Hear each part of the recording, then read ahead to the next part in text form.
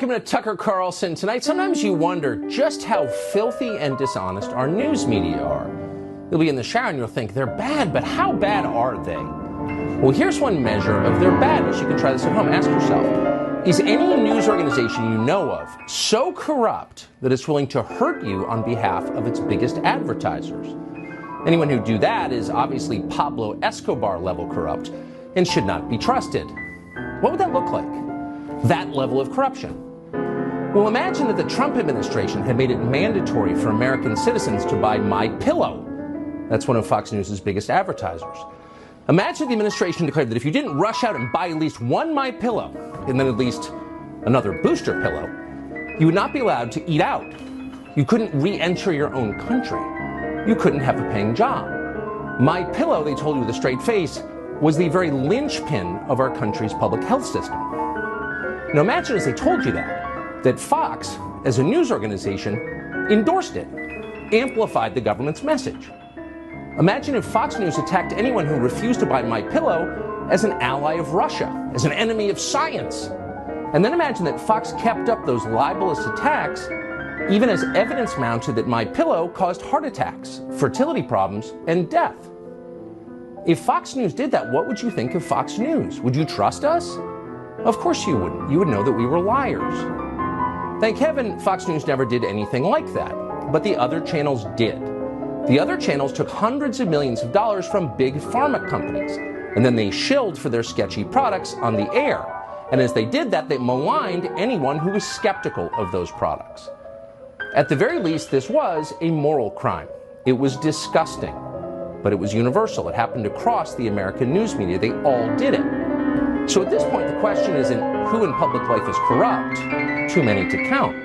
The question is, who is telling the truth? There are not many of those. One of them is Robert F. Kennedy Jr. Robert Kennedy knew early that the COVID vaccines were both ineffective and potentially dangerous, and he said so in public to the extent he was allowed. Science has since proven Robert F. Kennedy Jr. right, unequivocally right. But Kennedy was not rewarded for this. He was vilified. He was censored because he dared to criticize their advertisers. The news media called Bobby Kennedy a Nazi, and then they attacked his family. But he kept doing it. He was not intimidated, and we were glad he wasn't. This is one of those moments when it's nice to have a truth teller around. It's helpful because suddenly the stakes are very high. Considering what's happening in Ukraine, a topic most of us don't know much about because the details are not reported. It was a year ago that every media outlet in the United States, from USA Today to the New York Times, told you it was a dangerous conspiracy theory to believe the US government had ever funded secret biolabs in Ukraine. The idea was ridiculous. In fact, it was Russian disinformation. And then one day, in sworn testimony, Toria Nuland of the State Department accidentally admitted that it was true.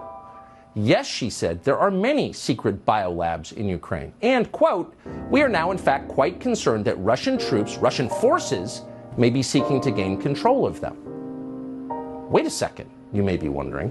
Why does the US government maintain secret biolabs in a primitive country like Ukraine? Why not Austria? Why Ukraine? And why didn't we dismantle and remove these secret biolabs when the war with Russia started? Nobody ever explained that. This show was attacked for asking the question. Now we have learned that actually it is far worse than just biolabs. Not only has the Biden administration been maintaining these labs in Ukraine in the middle of a war, it also has, quote, sensitive nuclear technology in Ukraine as well. And no, we're not making that up. They admitted it today. Watch. While Ukrainian staff are still operating the Zaporizhzhia nuclear power plant, it does fall under the control of Russian armed forces and is currently being managed by Russia's state-owned nuclear energy firm Rosatom. So this is a significant concern, and essentially in this letter that has been reviewed by CNN, sent by the US Department of Energy to Rosatom, the US government has essentially warned Moscow not to touch the Zaporizhzhia nuclear power plant because of this sensitive American nuclear technology at the plant. So many questions here, but we'll begin with the biggest one. What exactly is, quote, sensitive American nuclear technology? Sensitive American nuclear technology? Probably not to produce energy. No one in the media is going to ask that question. But if it's in the middle of Ukraine, in the middle of a war, it stands to reason this sensitive American nuclear technology has military applications. In other words, these are nuclear weapons. What else could they be? We'll stop speculating there. But take 3 steps back. This is all so crazy and so reckless, it is hard to believe it's happening.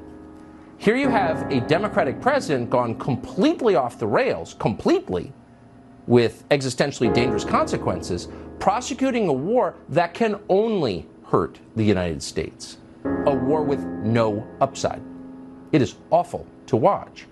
But it is not without precedent. Something similar happened 55 years ago in 1968, another remarkably turbulent and ugly year in American history that has many parallels to this.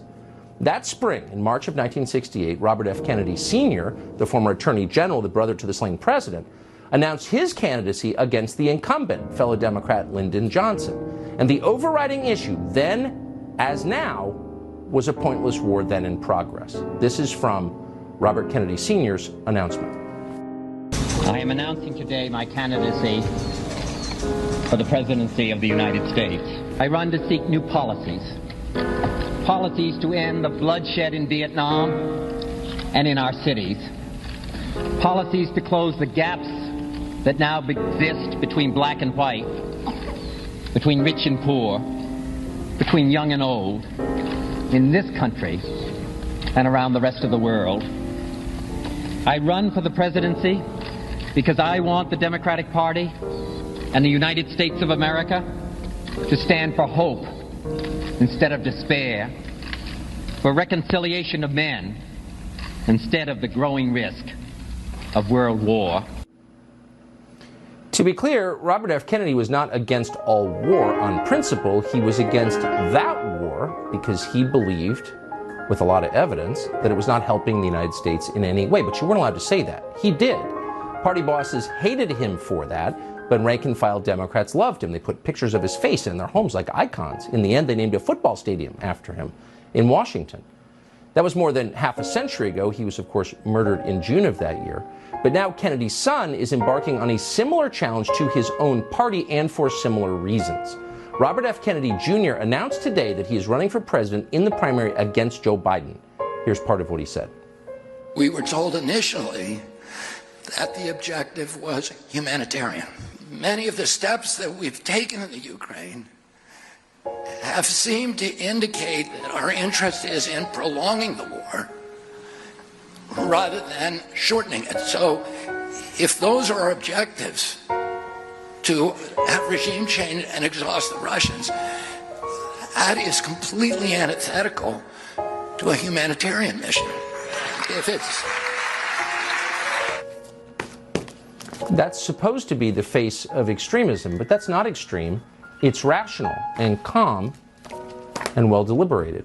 Bobby Kennedy himself is not extreme. He is deeply insightful. And above all, he is honest, no matter what you think of the substance of what he says. Here, for example, is his recent analysis of the Biden administration's foreign policy. Big picture, quote, "The collapse of U.S. influence over Saudi Arabia and the kingdom's new alliances with China and Iran are painful emblems of the abject failure of the neocon strategy of maintaining U.S. global hegemony with aggressive projections of military power. China has displaced the American empire by deftly projecting instead economic power. Over the past decade, our country has spent trillions bombing roads, ports, bridges, and airports. China has spent the equivalent building the same across the developing world.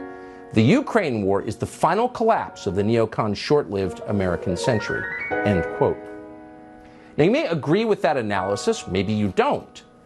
Either way, if you're an honest person, you understand this is exactly the moment in our history when we need serious adult conversations about the world around us, a world that is changing to our detriment, and how we ought to respond to those changes. Bobby Kennedy would love to have those conversations. He's not running to get rich. He's running to make things better, but he's not allowed to have those conversations. He's been censored. Other media won't even talk to him. He criticized their advertisers. Here was the reaction on television today. The anti-vaccine activist, Robert F. Kennedy Jr., has filed paperwork to run for president as a Democrat in 2024. You see it on Fox News. You see it from Joe Rogan. I hear it from Robert F. Kennedy Jr.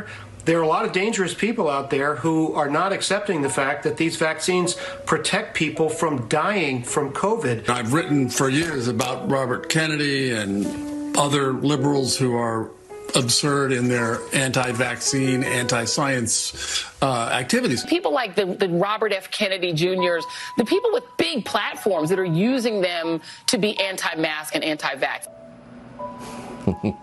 He's extreme. He's dangerous, said one. Notice not there, not anywhere, is a point-by-point rebuttal of his actual points. They never engage him on the facts. They can't. They would lose. Instead, they impugn his character. Now, that man they call dangerous is Joe Biden's leading primary opponent, and their view remains the same. Shut up, you're not allowed to talk. We disagree with that. We're not Democrats, but Bobby Kennedy is one of the most remarkable people we have ever met, and we are honored to have him on our show tonight. He joins us now. Bobby, thanks so much for coming on. So you are, of course, being dismissed as a vaccine nut, but watching your announcement today, it wasn't about pharma even so much as it was about America's place in the world and what do we do about it. If you wouldn't mind summarizing for our viewers where you think we are and what you think we ought to do. Well, I gave a long speech, Tucker, and thank you again for having me on. Of course. And for that very kind introduction. I think that the general theme of my speech was this corrupt merger of state and corporate power, which is turning our country into a corporate kleptocracy, into a system of socialism for the rich, and this kind of a cushy socialism for the rich, and this kind of brutal, merciless capitalism for the poor. It keeps us in a state of war. It bails out banks at the same time that last month, the United States government told 30 million people it was cutting their their food stamp checks by 90%. It took 15 million people off of Medicare. The same month, it gave $300 million to the Silicon Valley Bank and tapped up the cost of the Ukraine war to $113 billion. We're sending $113 billion to Ukraine. The entire budget of EPA is $12 billion. The budget of CDC is $11 billion. We have 57% of American citizens could not put their hands on $1,000 if they have an emergency. A quarter of our citizens are hungry. So we're cutting welfare and food stamps by 90%. And we're paying, and we're bailing out the bankers. We're paying for a war that we can't afford. And with the way that we do this is by printing money. We've printed 10 centuries of money in the last 14 years, and that caused the inflation, which raises food, which is a tax on the poor. Oh, we've raised food prices for basic foods like chicken, dairy, and milk by 76% in the last 2 years, and now we're cutting people's food stamps and bailing out banks the same month. It doesn't make any sense, and we need to get rid of this kind of corporate control of our government. It comes from our democracy is devolving into kind of a corporate plutocracy. I would think that what you just said, and I'll just be honest, I agree with most of it, but even if I didn't, I would think, boy, that's a really interesting thing to say. You have a coherent worldview. You've written a lot of books on these topics. You've clearly thought about it. You're not in it for the money. So don't these issues deserve a wide hearing before the public entering a presidential year? It seems to me that they do. I would think they would, and particularly the issues of war. And, my son went over and fought in the Ukraine. As I said today, I think people, the major doyens, sort of the most respected diplomatic gurus like Henry Kissinger and Jack Matlock and Larry Wilkinson have all said the Ukraine war is a huge problem for our country because from a geopolitical standpoint, it's driving the Russians close to the Chinese, which is the worst thing for us. But we're there for the right reasons because we have tremendous compassion for the Ukrainian people and the illegal invasion, the brutality, and also their valor and their courage. My own son was serving over there. He joined a special forces unit as a machine gunner. He fought in the Kharkiv offensive. Americans care about the underdog. They care about that kind of suffering. But the question is, why are we in the Ukraine? Because Lloyd Austin, the Secretary of Defense, said that we're there to exhaust the Russians. President Biden has said that we're there to deplatform, to depose Vladimir Putin. And if that's why we're there, and we're killing a lot of Ukrainians as pawns in a proxy war between two great powers. Here's one last thing I would say. Nobody talks about this. There's 14,000 Ukrainian civilians who have died, but 300,000 troops. The Russians are killing Ukrainians at a 7-to-1 to 8-to-1 ratio. They cannot sustain this. What we're being told about this war is just not true. No, it's not true. And I would hope, despite the fact you criticize their advertisers, other media outlets would have enough respect for our country and for its voters to give what you said a hearing, because I think it's really important. And we're, again, grateful that you came on our show tonight. You're always welcome. Bobby Kennedy Jr., thank you.